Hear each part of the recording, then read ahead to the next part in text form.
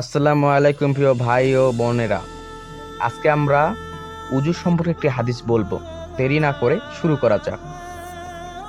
রাসূলুল্লাহ সাল্লাল্লাহু আলাইহি সাল্লাম ইরশাদ করেন, যে ব্যক্তি পবিত্র অবস্থায় রাত যাপন করে, অর্থাৎ পবিত্র শরীরে উজু অবস্থায় ঘুমাতে যায়, একজন ফেরেশতা তার শিয়রে অবস্থান করে।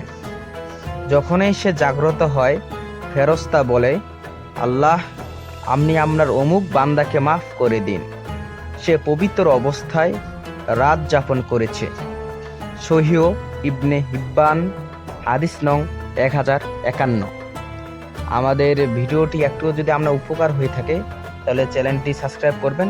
আমরা উৎসাহ দিলে আমরা এরকম আরও নতুন নতুন ভিডিও বানাতে নিজেরা অনুপ্রাণিত হই এবং উৎসাহিত হই। ধন্যবাদ সবাইকে।